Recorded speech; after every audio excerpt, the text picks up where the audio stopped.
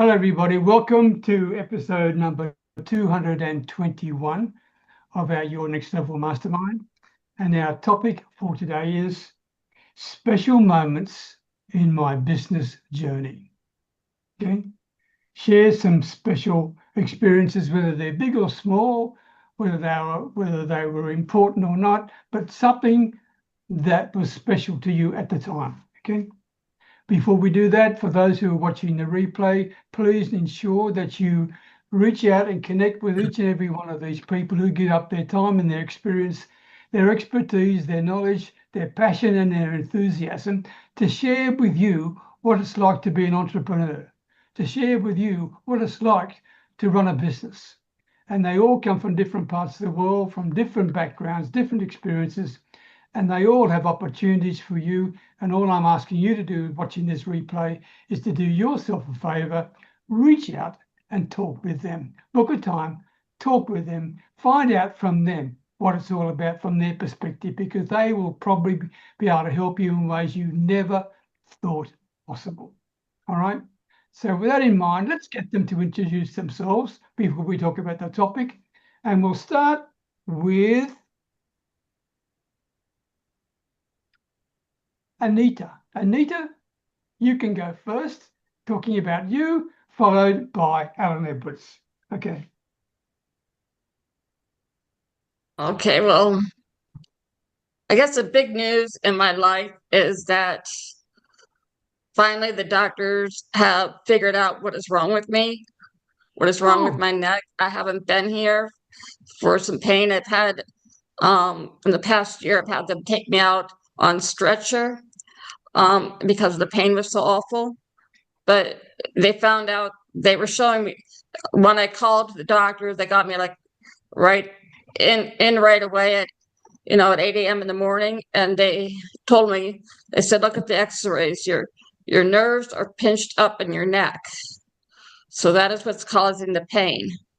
And then my dad, he revealed some inflammation secrets to me. And I'm putting this, I have the tablets and I have the cream.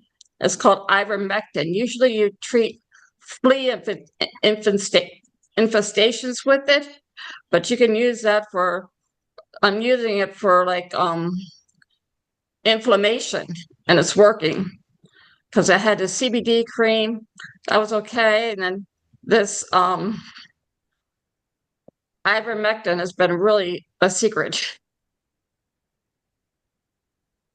Wow. Thank you, Anita. And I looked at you, John. You're familiar with that, is that right? I saw you put your Ivermectin has been used to help a lot of people with a lot of serious ailments. It's been around for centuries, and courtesy of the scamdemic, pandemic, whatever you want to call that crap. This woman, Anita, she's autistic spectrum, had major neck pain, shoulder, back pain, and her dad told her, oops. No, ivermectin has been used to help a lot of people for a lot of things, and keep using it because there's people with stage 4 cancer that has helped get rid of it. So keep on using it. Okay, thank you. Okay, thank you, John. Yesterday, I went into the Tractor Supply company where they just basically sell stuff for animals. And my dad told me that's the best place to get it. And it's like 1.87, and the stuff that they're selling for humans is 0.59. So Okay. let's look. Someone to speak then? No? Okay. Michael, good to see you, by the way. For those of you who don't know, this is Michael's first visit with Your Next Level. Welcome from Nigeria, my man. Good to see your smiling face, okay? Yeah, all right. Good to see you. Thank you so much. We'll get back to you in a minute. Okay. Alan Edwards. Hi, Peter. Hi. Dr. Annika. Hi, Peter. Hi, everybody. I'm Alan Edwards. I'm a property investor and developer from Hampshire in the UK. And we take unused or underused buildings and we repurpose them to high quality residential. Thereby, We solve property problems for property owners, and we create great returns for property investors. I'll put my details in the chat. Thanks, Peter. Thank you very much. Thank you very much indeed. And by the way, do me a favor, Michael, this is your first visit with us. In the chat, put down the best way that people can contact you, okay? The best way they can contact you. And I'll make sure that's on the YouTube replay. Okay. Thank you very much, Alan. Dr. Annika, followed by Vangelis. Hi, I'm Dr. Annika Sorensen from Sweden. I just dropped the thing on the floor. That's what bumped. Ever feel like everyone expects you to have it all together, but inside you're stretched so thin it hurts? You're not alone. I worked with senior leaders who quietly carry the weight of entire organizations while silently struggling with stress, self-doubt, and exhaustion. As a former family doctor, I know the early signs of burnout long before it gets dangerous. And that's why I now help C-suite executives find calm in the chaos. Through private mentoring, speaking, workshops, and soon a digital course, I help leaders like you reset so you can think clearly, lead powerfully, and feel like you're yourself again. And if your mind is always racing, but your energy is running low, let's talk. One call could change everything and finally give you the breathing room that you've been craving for so long. Thank you from Dr. Annika. Thank you, Dr. Annika. I think I need to talk to you urgently. Thank you very much indeed. My brain never dance stops, that's for sure. Okay, thank you. Vangelis, always good to see you, followed by George. Hello, everyone. My name is Vangelis Guenther. I am currently in Costa Rica. I work with a lot of companies that want to improve something in their company, any key performance indicator. And the thing that I do that's a little bit different is I use my experience in technology and science and biology and spirituality, and I help people with just not only the hardware and software and stuff like that with the business, but also with the human element. Sometimes it's the psychological barriers that are hindering any type of improvement in the company. So I work with that entire spectrum with different types of organizations and levels of people in the organization. Thank you.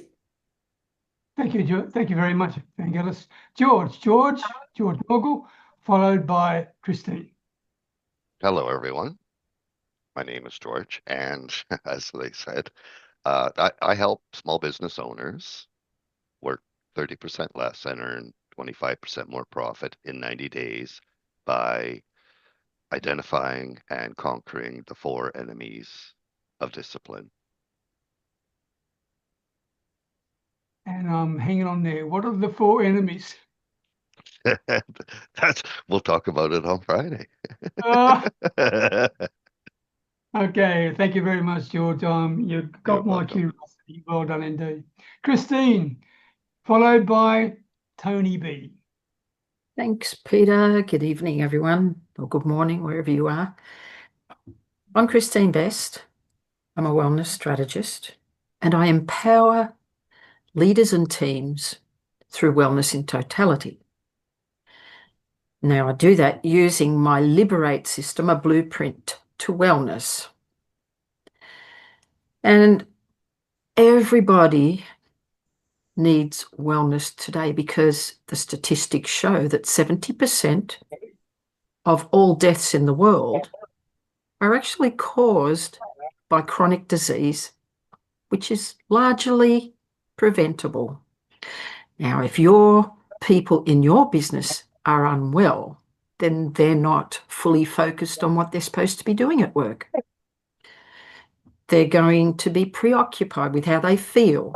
They're not concentrating. So mistakes will be more frequent and less productivity will be happening.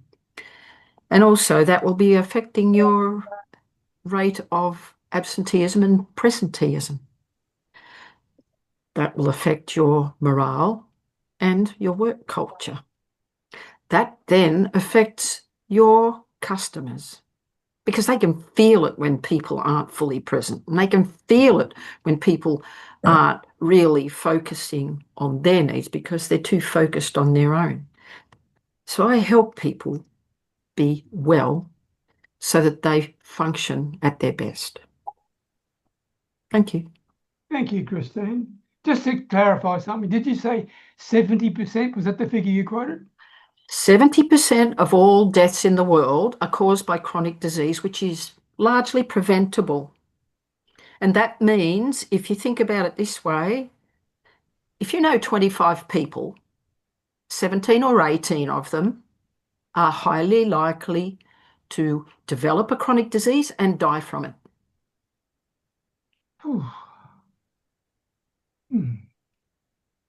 Well, on that note, I think we'll pass on to the next person. Thank you, Christine. Tony B. Thank you, Christine, by the way, from the bottom of my heart. Tony. Bad news, but you know, you can do something about it today. That's why I'm saying it. Yeah. I know you're not a bad news lady. Okay, good. Tony B. Good followed morning. by you, Michael, your first visit, but you'll follow Tony. Over to you, Tony. Good morning. First of all, I love this group so much. I'm so excited to get here on Wednesdays. It's the highlight of my week lately. Anita, thank you so much. As soon as I'm done with this call, I'm running to Tractor Supply. I woke up this morning and my wife has major pains in her neck and her shoulders, mostly her left side. So that's big news. Thank you for sharing that. And I You're apologize welcome. for having my mic off or on earlier. I was so excited. So the Bonaiuto movement, Tony B, helps people who've helped most people, or they are so strong that they've been there for everyone else, but they're stuck with their own life, exhausted or spiritually empty. I help them break free from inner pain and patterns, past wounds or sabotage that they put on their own lives or their relationships. And I can do that because I've lived it, addiction, burnout, running for myself. And I help guide them through using tools that I've learned along the way, in my experience, strength, and hope. And it's a proven process to help people that need some healing on the inside, and they end up living more free on the outside. Tony B, Bonaiuto movement. Thanks. Thank you very much, Tony. Very much indeed. Michael, first of all, welcome to Your Next Level for your first one. Don't be too put off by all these people. You just be your beautiful self, all right? And for those here, I met Michael on LinkedIn. We are connections on LinkedIn, and I invited him to join us simply because I was impressed with the posts that he puts on LinkedIn. The posts are from the bottom of his heart.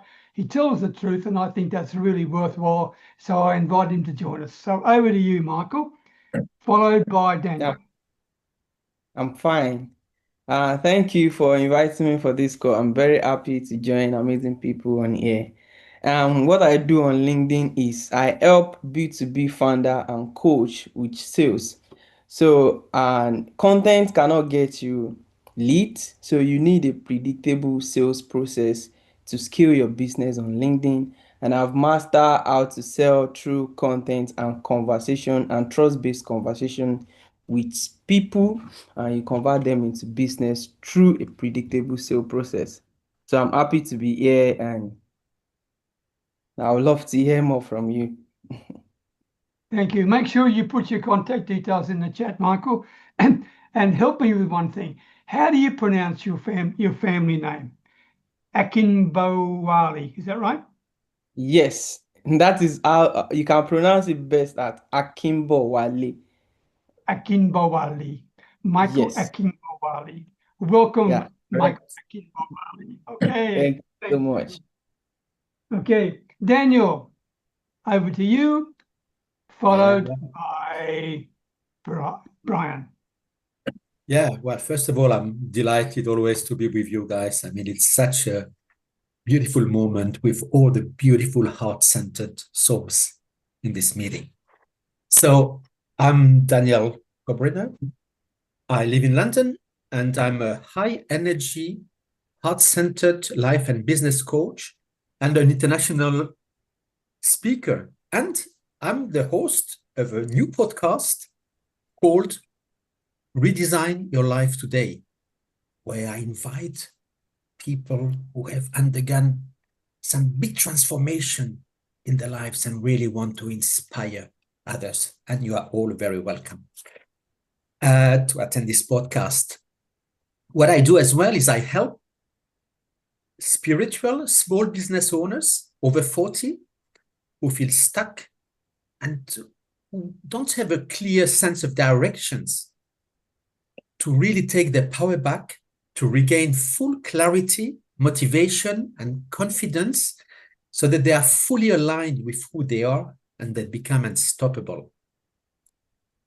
My superpower is really to hold space for my clients so that they can feel understood, that they can feel heard, that they can feel seen, and they can comfortably and vulnerably express themselves in a space where there will be no fear of judgment, of criticism, or of being given unsolicited advice. The word number one for me is authenticity. It's really about, first, for myself, being authentic, being genuine, being exactly who I am, but as well ensuring that everybody can do the same and really be themselves. And it's only at that moment that they are going to give the very best of themselves. So it's about leaving space. Thank you, Daniel. You know, every time you talk, and please take this in the right spirit I'm giving it to you because I love you dearly, right? Every time you talk, you take me back maybe 70 years to my dad reading me stories while I'm in bed, adventure stories. I'm leaning forward, listen to what's going to happen. So you've got that talent, Daniel. You really got that talent. So that is a compliment to you. Well done indeed. You are a very good communicator. Well done. Thank you, Well done. Peter. Take it with gratitude. Yindi Cup. Oh, sorry, that's Tele. No problem. Sorry. Brian, followed by John. What a nice compliment you gave Daniel, Peter. That was really great. I liked it myself. Daniel transports you back to a happy time. What a great thing to be able to do. My name is Brian K. McNeil, and I am the Sales Confidence Coach. I've come back around to fully embracing the term because the more I talk to my clients and ask them, what do they get from me? The word comes up over and over again, they get confidence. There are so many amazing, talented entrepreneurs and salespeople that offer things that genuinely do help other people. And their heart is in the right place to help other people. But a lot of them earn so much less money than they could or should.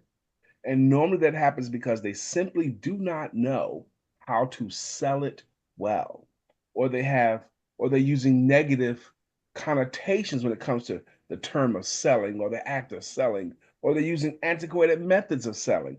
Those things greatly hurt the ability to help other people with their services today. And what I do is I teach people what to say and what to do and what not to say and what not to do so that they can sell themselves, which they often forget to do, and their services better than they ever have before so they can earn more money than ever before. And I do it through my coaching, through my workshops, through my talks on my platform, workshops, or my books. I'm very happy that I'm now the author of 8 books. Brian K. McNeil, the Sales Confidence Coach. Thank you, Mr. Mooney. Thank you very much indeed. But now I'm confused. What do I do with the word evangelist? It's gone now, is it? No, it's not gone. It's not gone. I still have it in places. The sales skills improvement evangelist is a term I've played with and learned about, and I like it because in the evangelist is zealous pursuit of, the zealous sharing of. This is what I believe I'm about. Help people to improve their sales skills so they can earn more money. So it's not gone, but I want to the sales confidence coach, the sales skills improvement evangelist, the world's recognized authority on selling services. That's all who I am. Wow. I will not say another word. I'll let it go there. Thank you, Brian. I'm not going to try and follow that. John D. Allen. He's a hard act to follow, but over to you, mate. Good morning, good afternoon, good evening, everyone. I'm John D. Allen, Allen Small Business Coaching. What I do is I teach trust-based selling and marketing. Now, I'd like to give a big shout out to Brian there, because the one thing that Brian specializes in, he's problem-centric, not always solution-centric. Because if you don't solve the problem, your solution isn't really going to matter.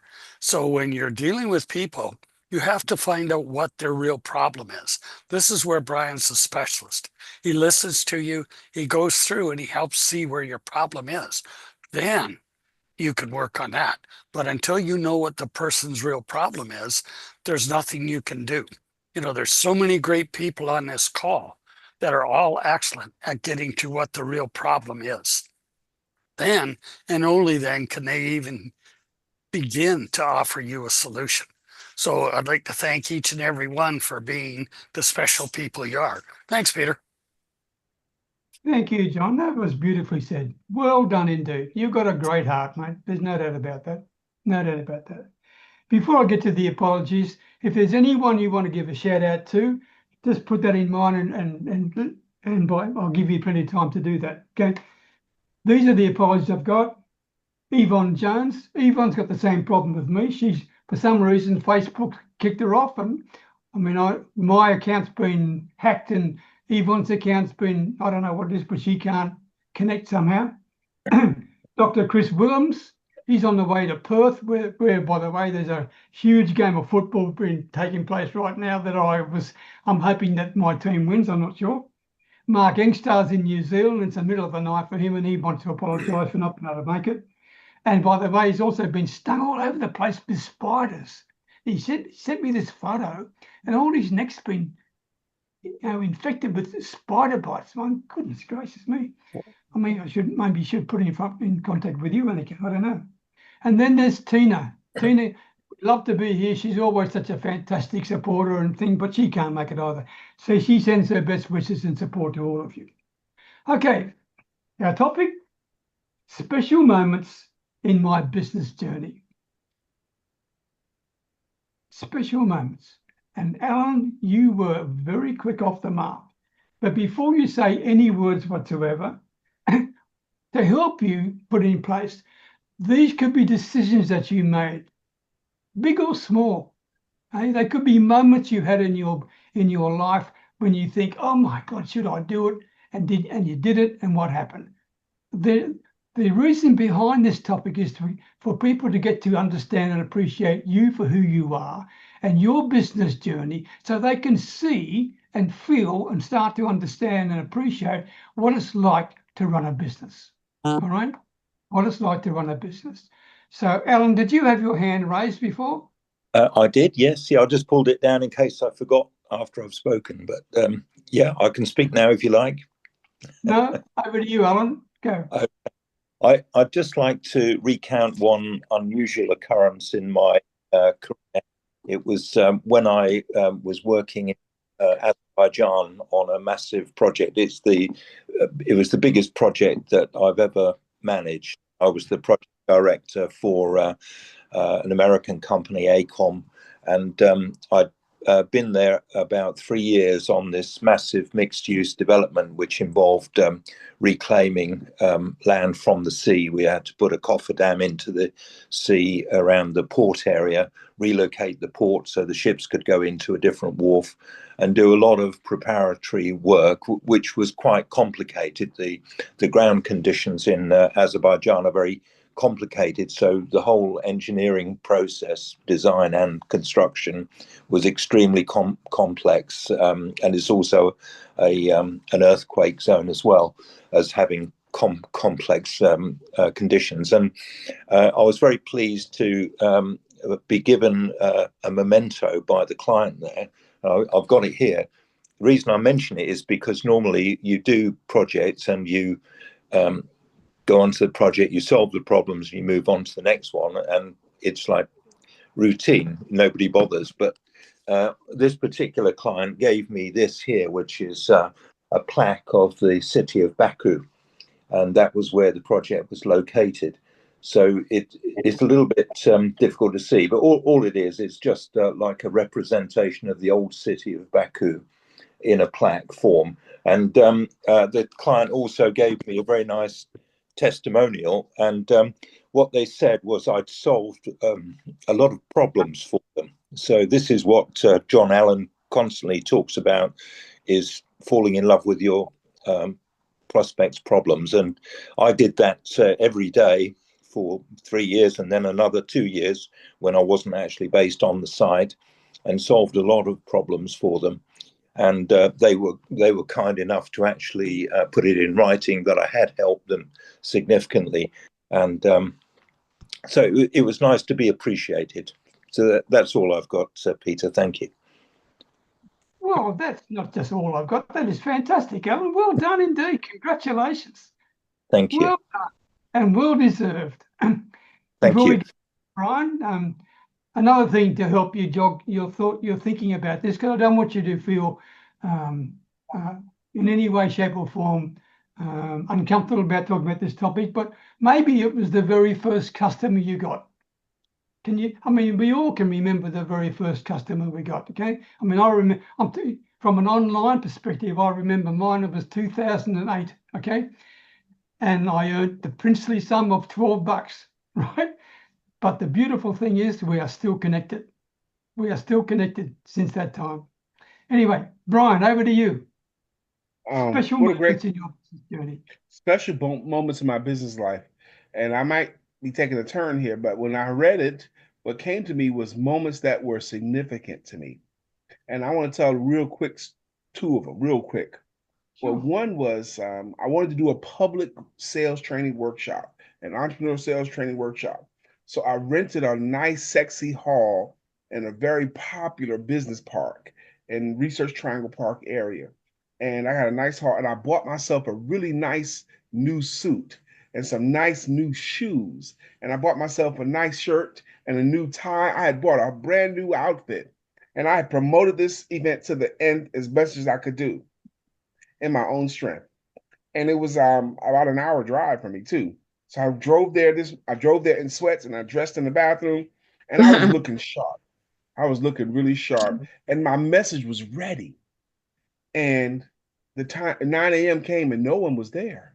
And 9:05, one guy shows up. 9:10, 9:15, only one person show up. So I didn't need to speak on the riser because it was only one person, but I made a decision. One person showed up. I'm going to feed that one person.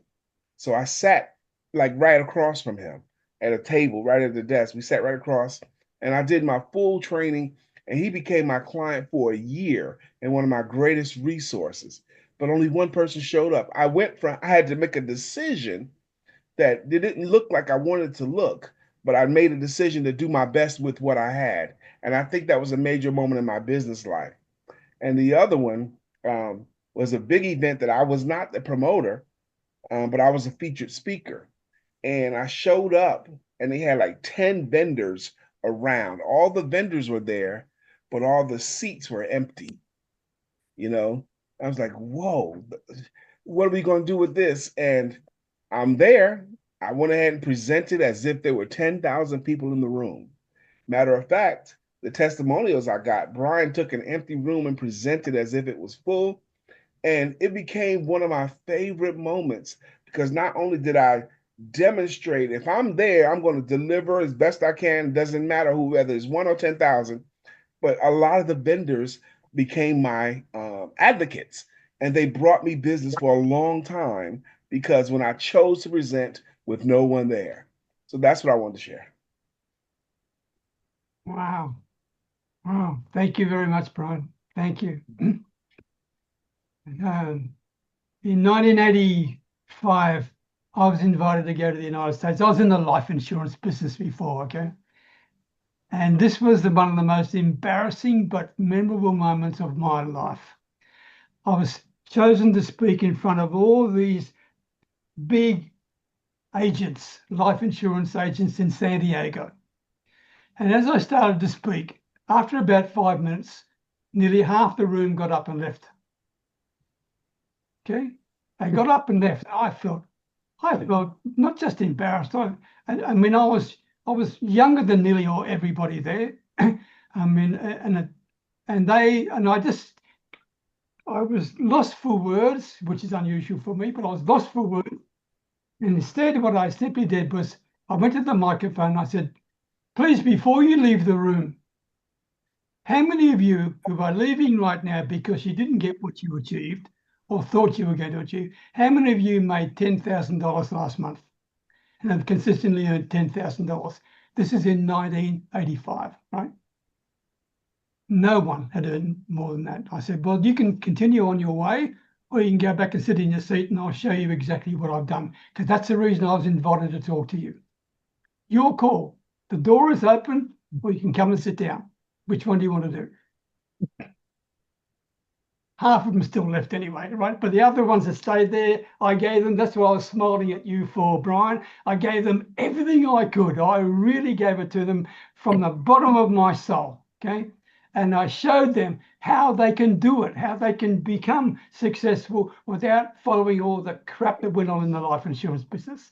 That's what made me smile with delight with your memory. So thank you, Brian. Thank you so much indeed. Annika, over to you. Yes, one what you call pivotal moment in my business was I've been working as a doctor for many years, and I started my business. I had no clue what a business was, because if you're in Sweden, we have a tax-paid health system, so the clients were there, or the patients, and the money was there, and you didn't even think about what is a business. And I started a business. I got all this good advice from people, and I got in a cooperation with a lady, and she had a very good idea of a healthcare thing that we were going to do. And we started off, everyone said, oh, that's going to be so good, and you are so good together. And she was so good with business, and I was so good with medicine. After a year, we had one client, a big one, on a 3-year contract. And all of a sudden, she showed her right face. She was a psychopath, and she just told me I was the biggest idiot on the globe, and we couldn't. I was supposed to be below in the organization. It was just a real mess. And I asked to help. I asked people for help, and I got a lawyer who helped me, and we started to see how could I get out, and we decided we had to bankrupt the business to be able to split. And I was still just the doctor that didn't really know how things work, but she helped me. We did, after 3 months, get the bankruptcy, and then I was there. Okay, what do I do now? Do I continue my business, or do I go back and just work as an ordinary doctor? And I asked the client that we had, would you come with me, or are you going with her? and they said, okay, we're going with you. No way, we would never go with her ever. So either you take us or we leave the system. So I decided, yes, they were a real nice, big client. So I said, okay, I don't want to be, I don't want to go back and be ordered in an ordinary work. I want to live my own life and decide for myself what I'm going to do and what is important. So I worked a lot as a doctor on the side to pay the lawyer because that was a lot of money, and we lost a lot of money in the business. But that's the best thing I've done, is that I continued, that I decided to, this is my life. I want to have my free life, even if I work harder than ever at many times. So you have to sit down and think, where am I heading? What do I really want? And this was the best. I think that's it. I'm still here 15 years later. Wow, Annika. So you trusted your gut. That's what it amounted to, right? You trusted your gut instinct. I did. Right? I decided that this I did not want. I still work as a doctor. I hire myself. They hire me for hours, and I can go there and think I like it. I can be really nice and to have the patients, and we have good things going, but I'm not stuck in it. It's my decision. Tell me, Annika, can I ask you a personal question, not too personal? Yes, let's see if I answer. Good point. When you went through the bankruptcy proceedings with the lawyer, how did it make you feel right then and there? Because you continued on, right? But how were you feeling at that point? I was devastated to begin with, but then somewhere along the line, I kind of got this, okay, is she going to decide what I'm going to do the rest of my life? Or do I want to decide it myself? And then when the client said that they wanted me and they would never take her, then I realized it wasn't my fault. I wasn't the bad guy in that sense. Of course, I had probably made mistakes in the cooperation, but I mean, it was it was a hard time, but I'm so happy I went through it. Thank you, Annika. I know you've got your hand up, Tony. I just saw a message from George, who has to leave because he's got a call. So we'll come to you, Tony, and thank you for being so honest, by the way, Annika. Tony, over to you. Wow, a lot of great experience and stories. A lot of learnings. Brian, thank you. I'll show up even if nobody else does. Thank you. Yeah. So I got quite a few, but I'm gonna pick this one. It's a father-son story. He was my business partner for 45 years in a business that we created from nothing, that nobody ever did before, with products and equipment that nobody ever used before. And it was a construction-based product because I grew up in construction. But my whole life, I looked for my dad's attention, and he was always working. You guys know some of that story already. There was a day we were working on a job site. And by the way, he had thrown hammers at me on the job, and it seemed like my voice never got heard. But there was a day we were working on the job site, and our conversation got heated in front of the client, and it was totally out of control. So I took a breath and said, "Dad, let's get in the car and take a ride." And we happened to be working on in a beautiful neighborhood on a beach in Connecticut. So we went down to the beach and we took a walk. And during that walk, I said to him, I said, Dad, we cannot continue to do this in public. We can't fight in front of the client. It's okay if you disagree with me, or if I disagree with you, but we need to do that in private. And I don't know where this came from at the time, but as we were walking, I said, Dad, one of us needs to be the leader. I'm willing to let it be you. And this was 10 years into this business. We were about $5 million at the time. And he turned to me, he said, no, it's your time. And from that day forward, we never fought on the job. We disagreed a lot in private.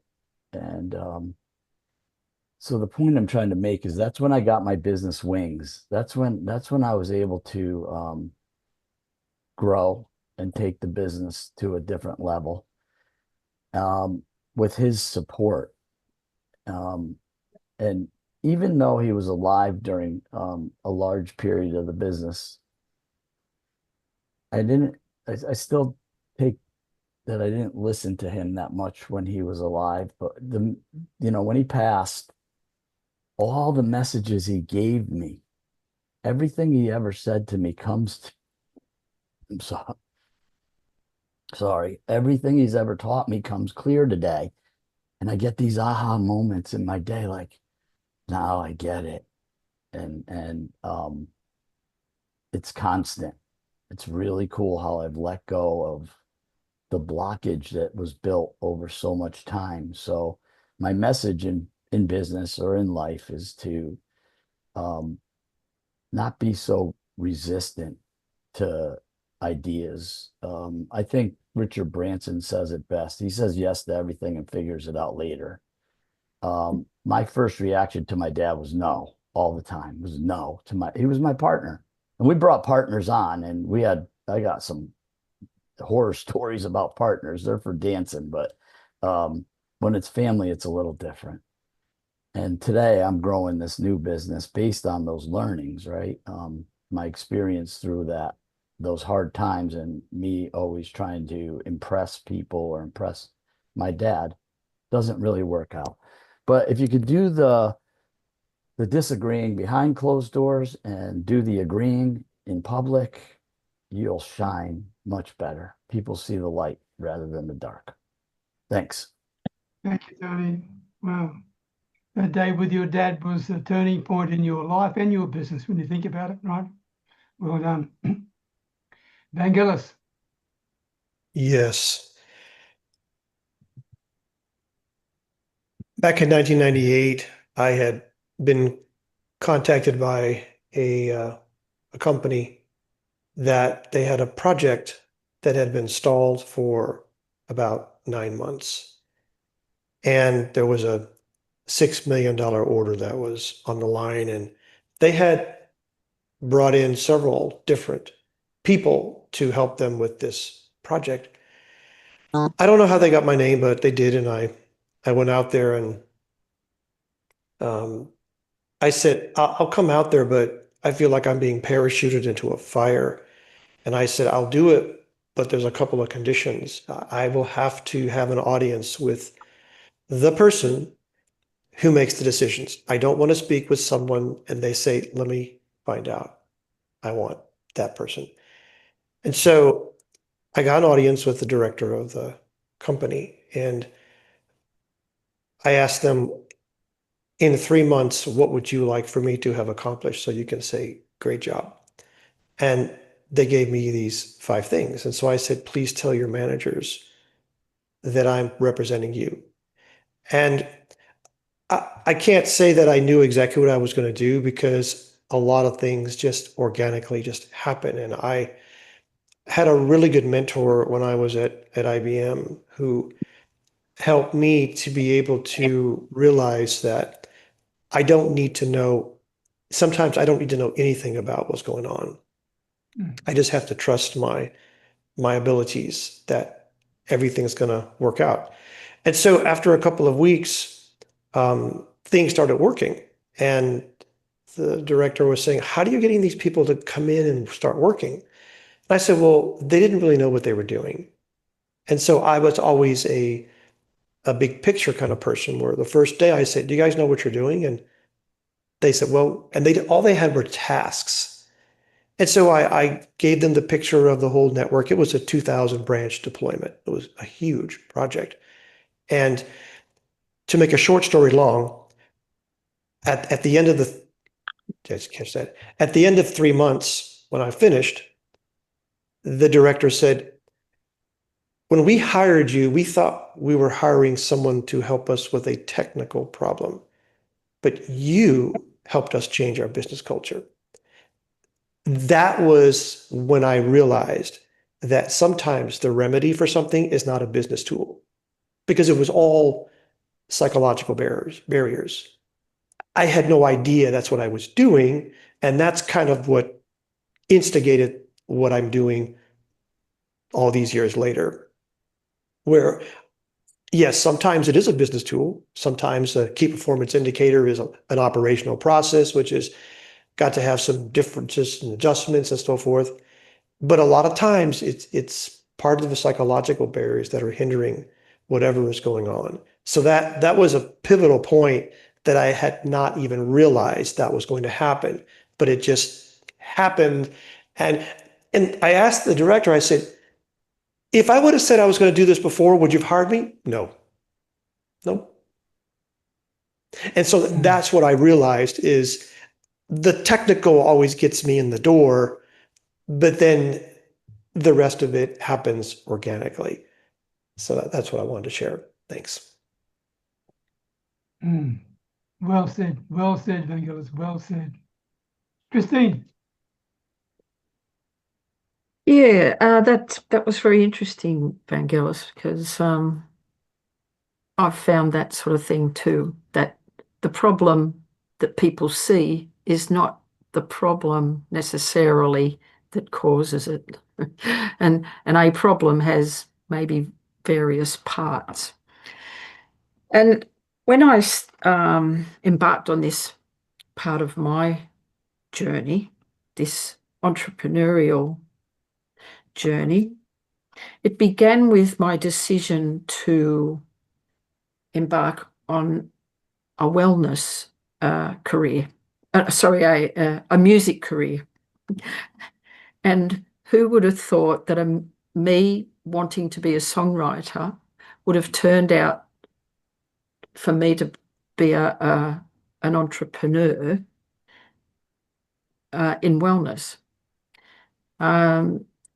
But going back 25 years, I had my own business in Sydney. And I had to close those doors because life happened and the business couldn't sell it. So I'd thought I'd lost my dreams and goals that I had for that business. But in the process of doing this music journey, and everything about music is really good because I had to get on stage, and that was at 63 years of age. And I'd never been on stage. So I was like nervous as all get out. You got no idea. Everything shook. And that it took my courage, I guess, my determination to get on stage, to be a better singer, a better guitar. Well, it was ukulele back then, and then guitar, and then percussion as well. And it was my determination and my love of music that was driving me. It felt like the right path in life. And I left a paid job to pursue this. And most people thought I was crazy, like Annika. And there were naysayers and my parents and my friends didn't believe in what I was doing, and they didn't think that I was, well, my mother even said to me one day, well, there are heaps of people that have got better voice than you. Why are you doing this? And I just said, because I love doing it and because I think I am going to get better. And I love it. So anyway, I had to stop telling everybody what I was doing because they were trying to discourage me. And if I'd have listened to them, I wouldn't have pursued my dreams and goals. So that was a pivotal moment. And I dared to believe, I dared to try, and I dared to step into the unknown. And it was scary. I have to say it was scary because I didn't know anything about the music industry except that I could write songs. I suddenly could start to write songs. And that actually brought me back to wellness. I won't go into that. It'd be too long to explain it. But that everything about that music journey and then into my wellness felt right. It's like I was on my path. That in itself fueled my motivation, fueled my desire, my vision, everything. And I'm quite proud of myself for sticking to my guns because there's so many people give up on their goals and dreams because they don't think they can do it or they listen to the wrong people. So that I believed in myself. That to me means a lot to me. But then along my journey, people popped up to help me. There were people who were prepared to mentor me along my way. And it was like, I feel like I'm blessed. I feel like I'm really on my path. And when you're on your path, it's like a door opens, you walk in, you look around, you go, oh, I like what I see here. So you dare to go through that door. And then another door opens and you dare to look in that one and go, oh, I like this. And it takes courage to step into that unknown.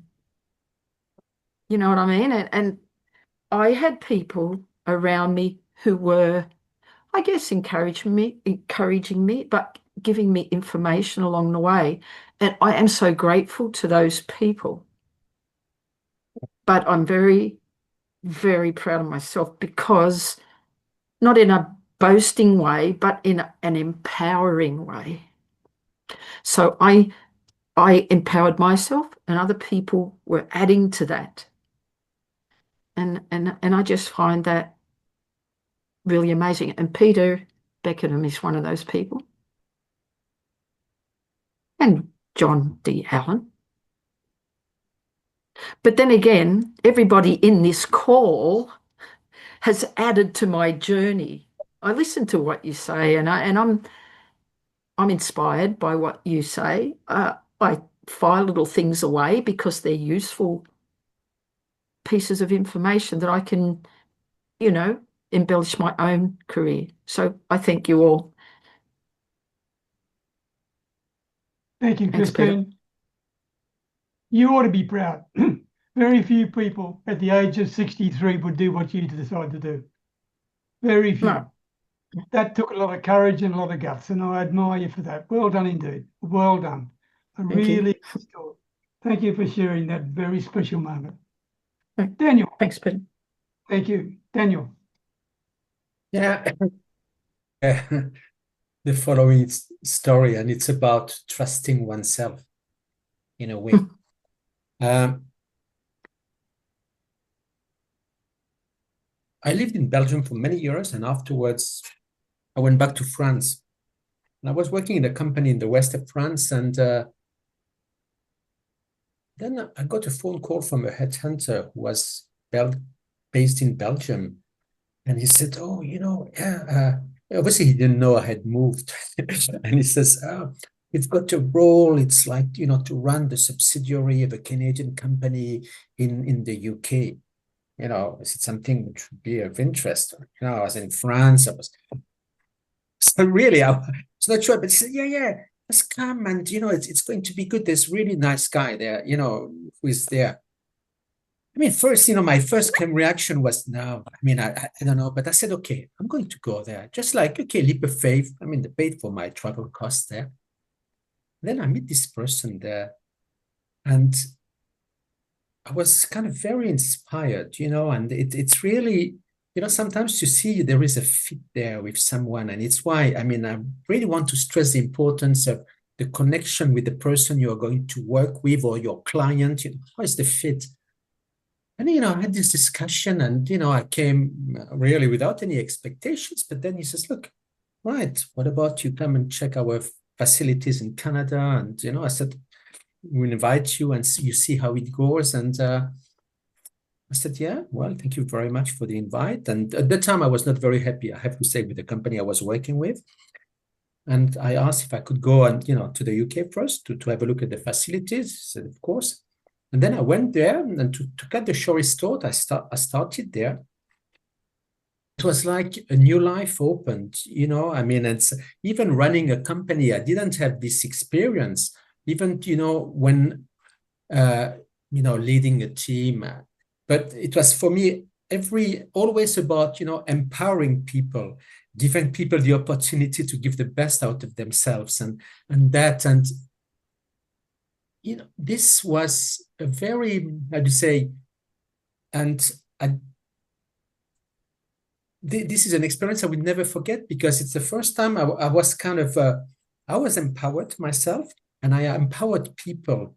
And this was, and what I took out of this is really, first, we have to trust ourselves as well. We have to have faith, and because sometimes we undermine ourselves, and I can tell you, it was the same for me. But if sometimes it's good to have the feedback as well, I mean, from others, and to see, look, yes, you can do this. And so surrounding ourselves with like-minded people and people who can help us moving forward and doing the same for others. This is one of the most important things, like what we do in this mastermind. Thank you, Daniel. Thank you. You always surprise me with the depth of your analysis. So I appreciate the way that you share and the way that you give. So thank you so much, very much. Okay.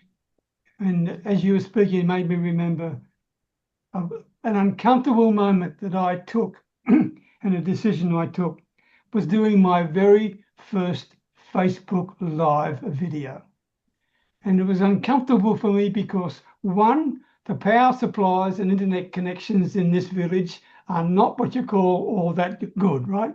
Secondly, I'm not a technical guru. I had no idea of what I was doing when I was trying to follow the directions to go live on Facebook, okay?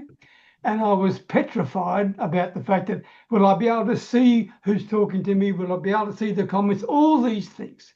I didn't have a clue. The bottom line is I did it anyway. And I ended up doing more than 1,000 of those videos. And it was a decision I took. It was uncomfortable, but one of the best ones I ever took in my life, because now I do more videos than anything else. But it was extremely uncomfortable at the time. And that story that you shared made me think of that. So thank you, Daniel, very much. Okay. Trust yourself, trust your instinct. Yeah, trust your gut, trust it, yeah. Anyone else want to share something, John or Jeff, about special moments in your business journey before we wrap it up? I'll just share quickly. Apologize for the generator sounds in the background, but it was either that or no internet. One of the lessons I learned from a long time ago was my dad always told me growing up, if I was the first, I'd have been the last. Now, I always thought he was giving me a compliment, but what it was is my brother's the perfect way. You don't give a damn about other people. When I got into the last corporate position, I would make decisions because corporate was too damn slow. And I'd have to call the head office in Toronto, and they'd look at me and say, John, you can't do that. I'd say, no problem. I promise I won't do it. And they come back to me after a short time until the next time. And they told me I was in big trouble and all the rest of it. I outlived 3 vice presidents and a president. So I guess by being a pain in the butt, I was better than they were. And what it did was it taught me that, do it your way. Just because it doesn't match with everybody else doesn't mean you're wrong. Do it your way. If that's what makes you stand out and be good. Thank you. Thank you, John. And Anita or Jeff, want to share before we finish up a memorable moment in your business journey? Guys, been a great session tonight. There's some bloody awesome stories, fantastic stories. And Christine, you are a star. I follow what you do, and you're doing an amazing job. I've got a few very quick ones, guys. Now my monitor's gone. It's come back. I just got an amazing testimonial. Just the first one out of 300 podcasts. I just got an amazing testimonial on LinkedIn from a lady who's not even yet seen the video. She's just so happy with the actual session we did, which is 15 minutes of fame. So any of you here, I'm going to drop it in the chat for you. Anyone here wants their 15 minutes of fame, please reach out, because we put you in front of thousands of people. But a memorable moment was when many years ago, I got fed up with Australia, some 13, 14 years ago. And I had a meeting in Chinatown with 40 of my fair weather friends. And I told them, I'm going to leave next month. But before I do, I'm going to have $1 million month. And they all laughed at me. They thought it was hilarious. Look in the chat and you'll see the result of what I did. I didn't have $1 million month, but at the end of the month, I got together with them again and said, guys, you were right. I failed.